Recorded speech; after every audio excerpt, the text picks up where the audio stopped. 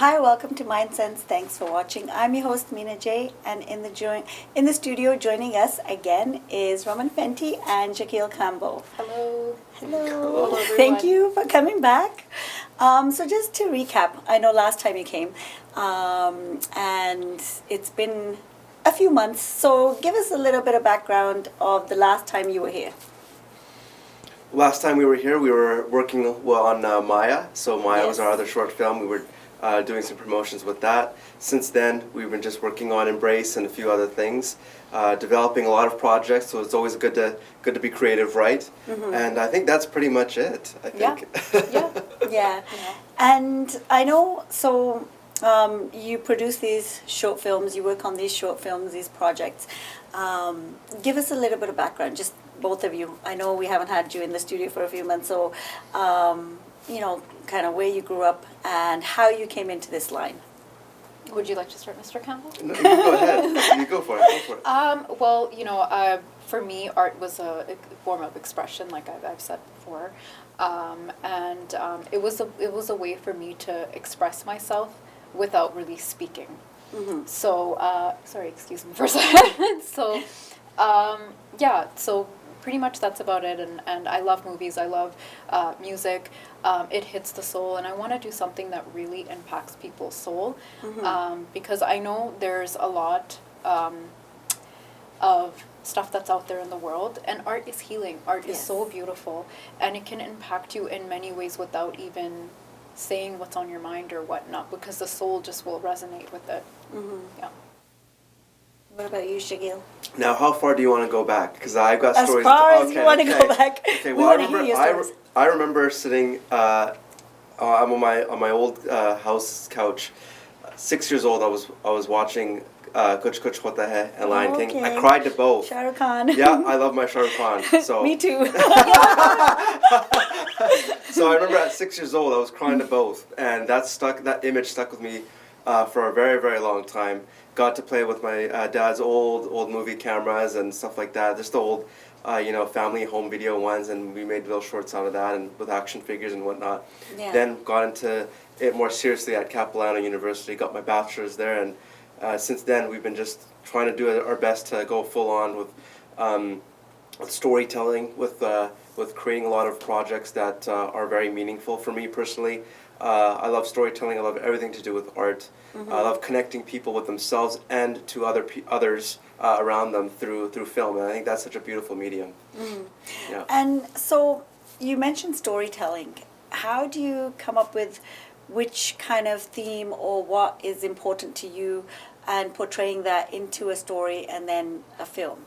For me personally, it's looking deep from within, right? It always got to start from here, and that's where you can sort of, reflect on yourself, be curious about the world around you, and somewhat, it sort of just comes out into fruition on its own. It sort of gets inspired through that, right? Where you grew up, how you grew up, the kind of people that you're surrounded by, what you're curious about in the world, and stuff like that. It just snowballs after that.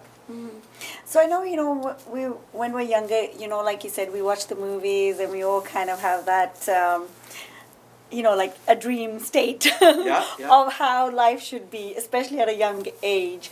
Looking at the movies that, we watch and always having these happy endings and not really that, I don't know, how can I say, real life. Because everything sometimes does work out, but it doesn't show a lot of kind of the struggles that we go through.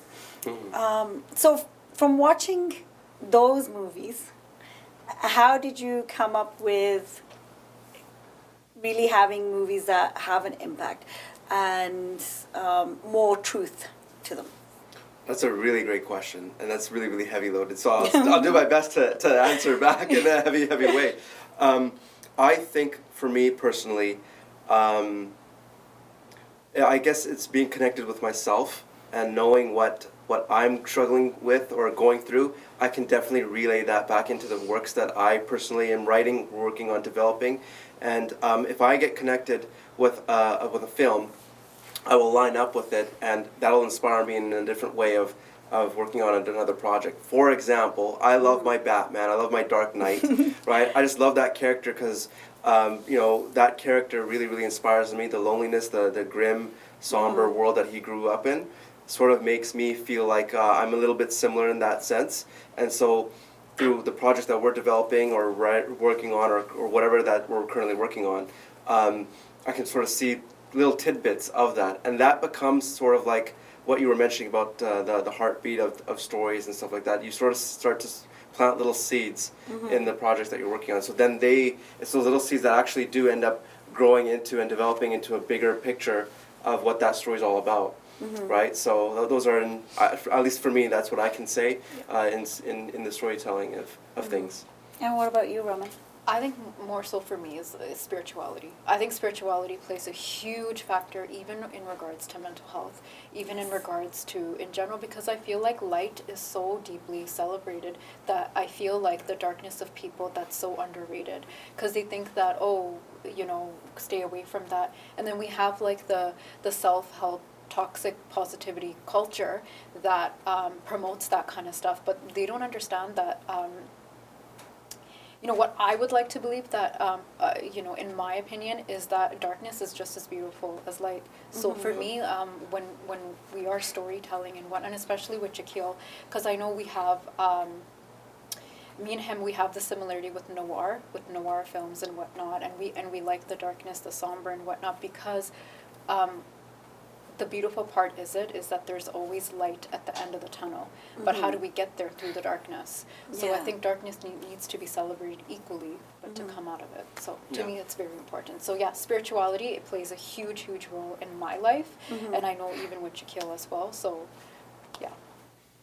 Yeah, exactly. Like you said, I mean, it is a part of life. And, you know, especially in the South Asian community, we tend to focus on, or not even focus, but we have to have this what we portray to the world is that, you know, we live this perfect life, or we only share what's happiness or what's going good. We never kind of share, even on social media. Social media is so big that, you know, the dark times or kind of feelings of how we're feeling or what didn't go right or where I failed. We don't tend to share those. So I think it's a really good thing, portraying those and actually accepting those and making those more acceptable and people to feel comfortable. You also talked about mental health. So, and your upcoming movie short film is called Embrace, which focuses on mental health. So speak a little bit about that. What was the planning around it? How did it come about? And why mental health? Yeah, so for me personally, it started back in 2014 in a creative writing class. And I was sitting in Ryan Knighton's creative writing class. He's a screenwriter now too. He works on bigger shows. And so we went over a book called The Dream and the Underworld. And it's a really interesting book about how we as humans can access the Greek god Hades and meet him through our sleep and stuff like that. And we were just talking about it casually in the class about how if somebody's missing a pair of eyes, they could find it in the underworld and it's going to be there, but somebody has to go. They have to go through the journey to go get it. And I was like, wouldn't that be kind of interesting to see somebody who didn't have a face and then went to the underworld to go get that? And I feel like. And we don't really literally mean underworld as in, you know, the literal meaning of underworld. We meant it in a journey, in a spiritual like sort of manner. And so I thought that was very, very interesting. And at the time I was going through my own journey of mental health. I struggle with anxiety and depression. So I was going through that at that time where it really, really took a toll on me. And being creative as it is, took those inspirations and it took 7 years to write the story. 7 years, Mina. 7 years. That is a long time. Yeah. So from redrafting, from changing characters to certain themes and elements, we were in a very happy place about a couple of years ago where we finalized the script. It was only 2 pages long, and got in touch with an animation team to help us bring the vision to life. And since then, it's been rolling ever since. We're excited about it. We're excited to see what everybody else thinks about it. And yeah, so that's pretty much the journey of Embrace since And then. so did you know it would take 7 years, or did you anticipate that? Or how long were you thinking that you would have this movie done by? My goodness, I did not think it would take 7 years. It was on the back burner. We've developed other projects, and sometimes that happens, right? Yes. As an artist, as a creator, you sort of leave things on the back burner for a bit, make sure that the temperature gets warm again when it picks up, right? But that's what happens sometimes, and we felt that it was right to go with something that's animated. It wasn't meant to be an animated film at all. It was Okay. supposed to be more of live action, but we felt that it would be better as an animated film because people would be more grasping of a more universal idea or concept. So it doesn't have to be made for kids or adults. It could be anybody. Yeah. Could be taking a lot from it, right? So and we felt comfortable with that ever since. And so, 7 years, when you look at it, it's almost a decade, a while back. So when you started writing about, and it focuses on mental health, and fast forward to now, 2022, the changes and the awareness, and I feel like we are creating more awareness around it than we did Yes. back then. So how did it change? Did your story kind of change, or how are you going to portray it because of the changing and the more awareness that we're creating? Yeah, and I think Remy can attest to this. In older versions of the draft, we wanted it to be like about a guy with no face, and it's strictly just mental health. But throughout the years, we changed things around where we introduced the inner wounded child and a mask, which represents a facade that most people do put Yes. up. So we were playing with all these things that ended up becoming more stronger in a much simpler story. So the simple the better, right? Yes. The more complex it gets, the more harder it is for people to understand. So our approach was not necessarily to have a take on mental health as a PSA format or anything like that. We wanted it to be a narrative, Hollywood-style film, and allow the audience to figure out what they take from it. You have the pieces, we'll give you the pieces to the puzzle, but you put the puzzle together at the end of it. Yeah. And so that's the way we wanted to approach this topic in this form. So how did both of you kind of come together? I mean, it's not the first project you guys are working Yeah. together Yeah. on. How did you connect to each other and figure out, like, yes, we can make a good team? Yeah. Well, I think Jaquila and we've worked together in the past as well. We've connected on, how many years has it been?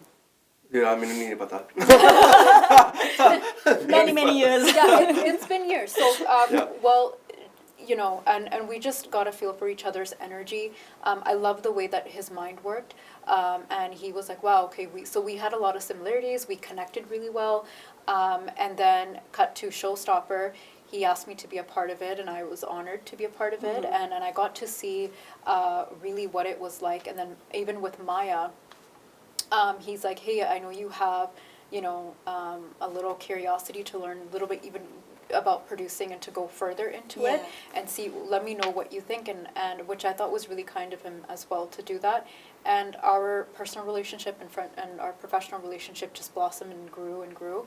And then he was talking about a script, and which was Embrace. First it was called No Face. Okay. And he was like, what do you think? Like, what do you, and then we were talking back and forth, and then from there it just kind of happened, and then he's like, okay, we need to make an animation film, and I think it'd be really cool and whatnot. So, but yeah, I think it's really important to have that level of understanding, whoever your creative partner is, whether Yes. be in any type of field, because you need to have that understanding. You need to have that eye to eye, and if not, communication is very, very important. And I know, Roman, you've spoke about energies before, like Yes. feeling each other's energies. Yes. And even before, way back when we first Yeah. had you on other shows. So I know a lot about energy and kind of looking at yourself, and manifestations is now Yeah. coming up more. But, you from a young age Yeah. was feeling this. So how did you kind of explain that, the energy? When you say feeling each other's energy, explain that a little bit more. Well, I discovered it when I was 11 years old, and my bua, my aunt that lives in Toronto, she was the one that actually guided me into spirituality because I was afraid. I wasn't sure of like, okay, what do I do? How do I, you know? And she's like, don't fear it. The more you fear something, the more you feed it. Yeah. Surrender. Let it come to you. Maybe you're meant to go through this. So, for example, say when you're meeting someone and all of a sudden your heart starts beating faster, your gut, it just starts turning, and then you just don't get a good feeling. That's your body reacting to their aura, their energy, and saying, no, no, no, step back, you know? So for me, it's very important, especially where that is concerned. And I think what people think like spirituality is like this amazing thing, right? No, Yeah. it's very deep, it's dark. You have to go to the deepest, darkest, ugliest parts of yourself to really accept yourself, to honor yourself, to nurture yourself. And that's where embrace comes in, because you know, I don't want to give too much away, you know, because you guys have to watch it to, you know. So just honor yourself and love the parts of yourself that you were neglecting the whole time, because sometimes when we go through childhood trauma and other types of trauma in our life, it takes a huge toll in our adulthood, right? And that's why I think spirituality is very important, because you go deep into your soul. So, and just to kind of, long story short, not to, it's going to be a repeated cycle. It's like you fall, you get back up. You fall, you get back up. It's not going to be where, oh wow, I discovered my soul in God and this and that. No, it's like you have to keep going through it. When you think you have it, something else is going to come and take you down. But the point is to get back up. Yeah, I mean, I love having both of you here, because it's a change from, you know, kind of the normal, especially like when we look at Punjabi movies, Hindi movies, the normal kind of thing of how everything should be and how everything should be portrayed, and then having these, even though they're short films, but having such an impact. How do you kind of see, I know you said, so it's animated, this one, and you've worked on other projects, that you want to cater to all ages, but when we look at kind of like our parents or grandparents who watch TV, not much into social media, but those typical Punjabi movies and Hindi movies that they watch, how do you think you would reach those people? You gotta give me a second. I gotta think about that. It's okay. You know, because you know, like it is, because they're ingrained of, it's like a entertainment. Movie is an entertainment. Go watch it, laugh, or it's comedy, or it's serious, and then you know, it's like a day out, and then you come back, and it's not really, you have to think about what was the movie you know, about, or look at yourself. I think just at the top of my head, I think it sometimes takes time, because when you're so programmed to be watching a certain amount of content, a particular content indeed, sometimes they might not like the change or whatnot, right? I think for something like this, you know, and this could be any short film too, word of mouth and social media, that's where it does sort of take effect and spread like wildfire, or recommendations that people can make. So I think change can come through that. So that way we're shifting away from the standard Punjabi movies, or whatever you want to call it, right? Yeah. So through that, and especially with the older generation too, it does take time. Change can't obviously happen overnight. But that's how, for me personally, that's how I would want to make change, especially in those generations, is through social media, through word of mouth, through just stuff like that, where heck, even just going on certain programs and approaching them and being like, hey, can we air this? Can we? Is this something that you want to test even? Right, and let's see what the feedback is like. Right, see if the numbers are there, or how the analytics work in terms of those audiences. Right, because it is a particular niche audience that you're talking about. Right, so that would be one way of, I think, that would be creating that change. And I think just like taking a risk. There's no harm in taking risks, right? Because I feel like you were saying, like within the Punjabi media, and with you know, the South Asian culture, I feel like, you know, the newer generations now, it's coming up now, and they're talking about things that, you know, actually matter. That, you know, because what people don't realize is that abuse is not visible, or if you're going through specific things like mental health, like we were saying, it's not visible. Yes. It's internal, right? Someone can be the happiest person on earth, but this is what we need to, it needs to be discussed, right? So, but yeah, coming back to our point where this outlet of media and content is concerned, is that we just need to take risks, because you never know. What if like the older generation goes, hey, you know what, I actually really like that, that's something different, rather than sticking to what's new, and then it's like repeat, recycle, because it's just the same thing, and then there's no growth. So And so, talk about some of the other, like, there's Embrace and the other movies that you guys have worked on together, kind of the content, and what languages they're in. Like, are there any in Punjabi, just Punjabi, or is it more so English, or not, kind of just an animated movie? From my personal journey, Help Wanted was Punjabi and English, so there's a bit of both. It was about South Asian gang violence. That was back in 2016. Oh, yeah. My goodness, you're I making mean, me feel that's old still now. going No. on. Yeah. But that's still going on, still an issue. Yeah. Absolutely. Showstopper was all English. Maya was also all English. Embrace is, there's nothing. There's a silent film pretty much. Yeah. But yeah, and going back to Raman's point, take a risk in some of them, right? We took a risk of Help Wanted. We didn't know how it would fly, but it flew. Half Punjabi, half English. Yeah. There's a bit of both, some subtitles, but I felt it was good. I wouldn't mind creating something like that again. I'd be very, very open to it. Yeah. I thought it was fun. It was fun. It was fun for myself as a creator. It's fun for people on set, even just to hear Punjabi or whatever, and have like samosas on set or whatever, right? So it's fun for the crew too. Yeah. But just looking at it from like a content perspective, I thought that was very, very fun, and I think that was something different, and I think we need more of it. So Yes. I wouldn't mind. I personally wouldn't mind doing that again. Yeah. Yeah, and I think like English, Punjabi, yes, and or English or animated, but there's also a lot of immigrants or students, Yes. younger generation, Yes. that like to watch those Punjabi movies, and I think having maybe a mixture or more so a Punjabi, all Punjabi even short film would benefit. So. When you guys write a script, so do you write too? I yes. I mostly Yes. write poetry, but yes, I mean, do. like that's a movie to be produced. Yes, I do, but like I'm currently kind of like taking a step back from that, but I do though. Yes. So what I'm wondering is, in our our norm of Punjabi movies, how do you see yourselves when you release a movie like this? It is a short film. It's very different from the Punjabi movies, the Hindi movies that are on or that's popular. Yeah. How do you and it's very different. So how do you kind of compete, or do you compete, or how do you get in? Right.